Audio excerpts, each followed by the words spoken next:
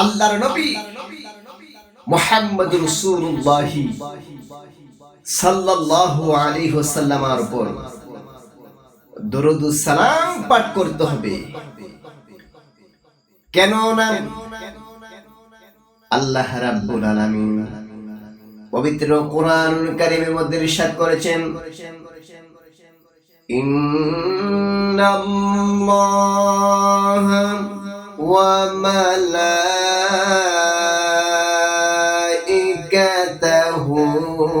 ইউসাল্লুনা আলান নাবী। আল্লাহু আকবার।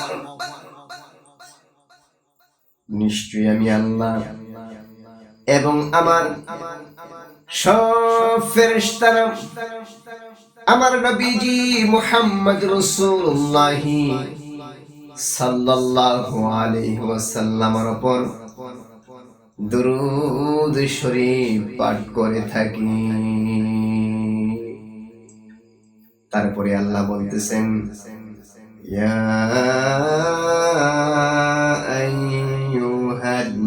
আইয়ুহাল্লাযীনা আমানু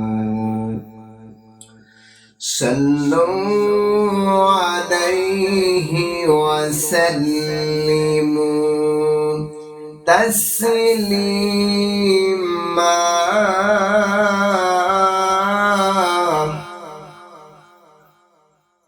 আল্লাহ বলেন, ও ঈমানদারেরা, তোমরাও আমার নবীজি মুহাম্মদুর রাসূলুল্লাহ সাল্লাল্লাহু আলাইহি ওয়াসাল্লামের উপর দরুদ শরীফ পাঠ করো। এটা আল্লাহ তাআলার নির্দেশ রয়েছে দরুদ শরীফ পাঠ করার ব্যাপারে। আল্লাহর নবী ফরমান, আল্লাহর হাবিব বলেন, উম্মতেরা গো, মান সাল্লা আলাইয়া সালাতান ওয়াহিদাতান সাল্লাল্লাহু আলাইহি আশরা। উম্মতেরা, যে নাকি আমি নবীর উপরে একবার দরুদ শরীফ পাঠ করিবে, আল্লাহ রাব্বুল আলামিন ওই বান্দার উপরে বান্দার উপরে 10টা রহমত নাজিল করিয়া দিবে। বাইরা, আমরা নবীর উপরে দরুদ শরীফ পড়লে আল্লাহ আমাদের উপর রহমত নাজিল করে দেন। অথচ আমরা কত দিকে কত সময় কাটাই, আমরা আমাদের সময়কে মূল্যায়ন করি না। সময়কে যদি অযথা নষ্ট না করেন, দ্বীনের কাজে কোরআন তেলাওয়াত করেন, দরুদ শরীফ পাঠ করেন, জিকির আজকার করে যদি আমরা সময় কাটাইতে পারি রে,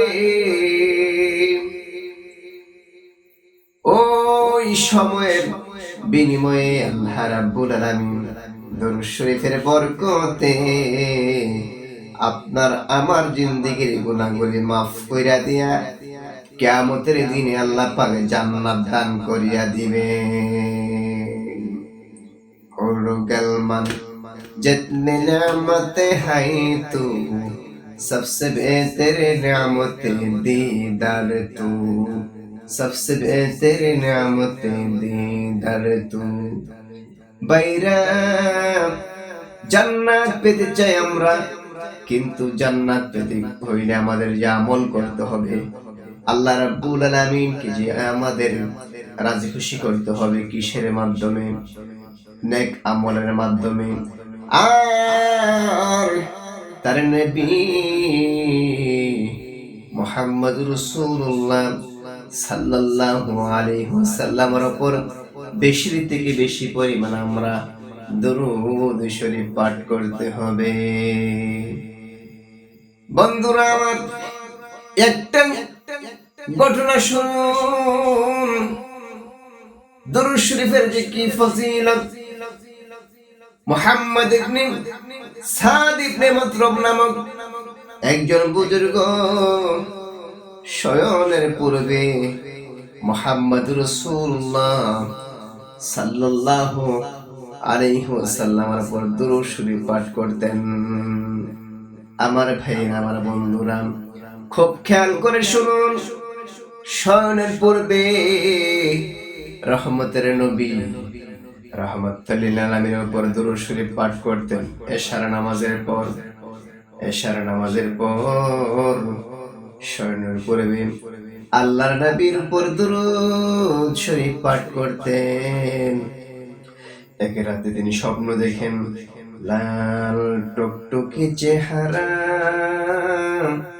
মাথায় পাগড়ি, হাতে ছড়ি লইয়া একজন লোক মুহাম্মদ ইবনে সাদ ইবনে মাতরুবের রুমের মধ্যে ঢুকল। মুহাম্মদ ইবনে সাদ ইবনে মাতরুব বলে, পৃথিবীর মানুষের আরে জীবনে কত লোক দেখলাম, কিন্তু এমন নুরানি চেহারাওয়ালা লোক তো আমার জীবনে কোনোদিন দেখি নাই। মুহাম্মদ ইবনে সাদ ইবনে মাতরুব বলে, আপনি কে গো? কি আপনি? জীবনে কত লোক দেখলাম, এমন লোক তো কোনোদিন দেখি না। কে আপনি? কত লোক জীবনে দেখলাম, এমন লোক তো কোনোদিন দেখি নাই। জোরে জোরে বলেন সুবহানাল্লাহ।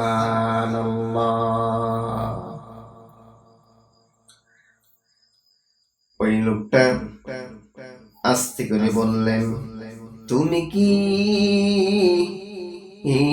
আমারে চিনো না? আমি হইলাম মুহাম্মাদুর রাসূলুল্লাহ সাল্লাল্লাহু আলাইহি ওয়াসাল্লাম।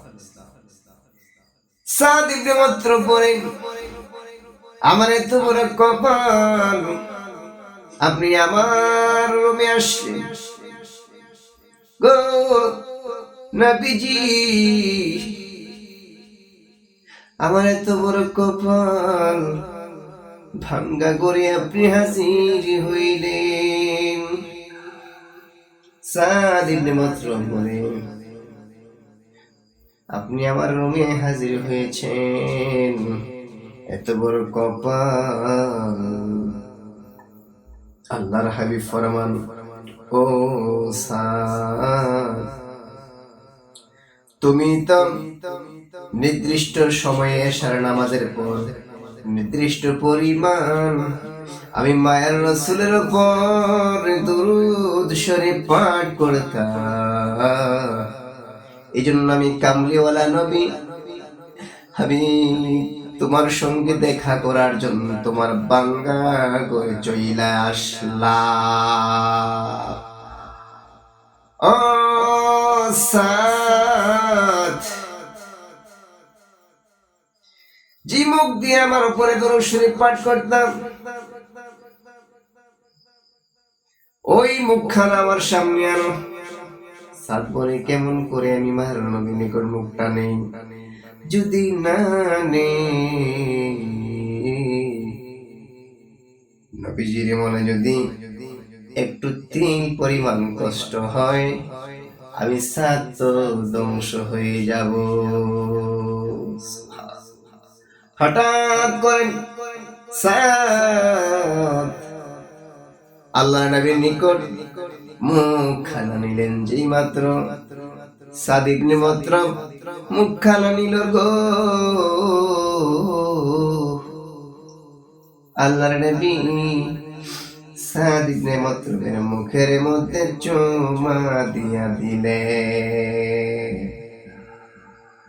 ভাইরা আমার, বন্ধুরা আমার, হঠাৎ করে পৃথিবীর মানুষেরা সাদ ইবনে মাতরুব বলে, আমার ঘুম ভেঙে যায়।